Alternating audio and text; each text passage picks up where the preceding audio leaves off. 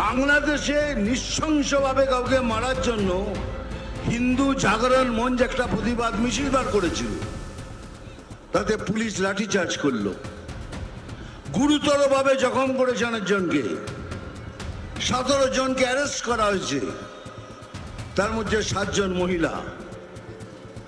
ভাবতে পারছেন বাংলাদেশে হয়েছে, প্রতিবাদ করছি এখানে সেটা করতে পারবেন না। তার মানে সোজা ভাষায় এই সরকার বলে দিচ্ছে যা ইচ্ছে তাই করুন, আমরা বাংলাদেশের পক্ষে। আমরা যেভাবেই হোক এই পশ্চিম বাংলাকে ওয়েস্ট বাংলাদেশ করে ছাড়ব। তাহলে আপনারাও শুনে রাখুন, এই শরীরে যতদিন 1 ফোঁটা রক্ত থাকবে कोई माई का लाल ये नहीं कर सकता।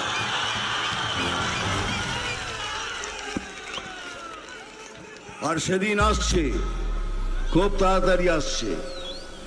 আপনাদেরও বলে রাখি, যে যেভাবে আপনাদের সাথে ব্যবহার করবে ঠিক সেইভাবে তাদের ব্যবহারের উত্তর দেবেন। তা না হলে এরা সোজা হওয়ার লোক নয়, এরা তো দুর্নীতি করবে। এরা তো ওরা জীবনে যখন পয়দা হচ্ছে, জন্ম নিচ্ছে, বলে ওরে তোদের ঘরে আর একটা দুর্নীতি জন্ম করেছে, এখন এই জায়গায় দাঁড়িয়ে রয়েছে। কিন্তু একটু ভাবুন, এটা তো আমাদের বাংলা, এটা তো আমাদের পশ্চিম বাংলা, বাঙালির বাংলা, হিন্দুদের বাংলা। যদি এরকম কিছু হয় তাহলে আমরা কোথায় যাব? ওদের তো অনেক দেশ আছে চলে যাবার, আমরা কোথায় যাব? দেখুন, কিছুদিন ধরে আমার মনের মধ্যে একটা উচ্ছ্বাল তরঙ্গ চলছে, মনটা ভালো নেই। কেন নেই সেটা হলো এই জন্যই কি আমি কি এখনো পশ্চিম বাংলায় আছি না বাংলাদেশে আছি।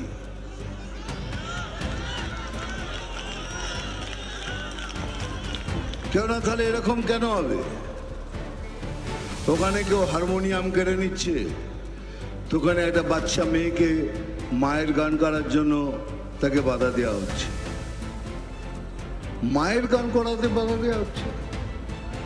এমন কোনো ধর্মীয় বই নেই যেখানে লেখা নেই, এখানে সব জায়গায় লেখা আছে যে মায়ের পায়ের নিচে স্বর্গ, मां के पैरों तले जन्नत है। अगर তাই যদি হয় তাহলে মা সাম্প্রদায়িক হলো কি করে? এই জন্য হচ্ছে এখানকার সরকার ছুট দিয়ে রেখেছেন। আমরা কিন্তু বারবার বলছি আমরা মুসলমানদের খিলাফ নই, আমরা ভারতীয় মুসলিমদের এগেনস্টে নই, আমরা ওই মুসলিমদের এগেনস্টে যারা ভারতের ক্ষতি করতে চায়। दीक्षांत एडुटेक लाया है दीक्षांत सी लर्निंग ऐप। बने दीक्षांत का चैनल पार्टनर और अर्न करें लाखों रुपए प्रति महीने।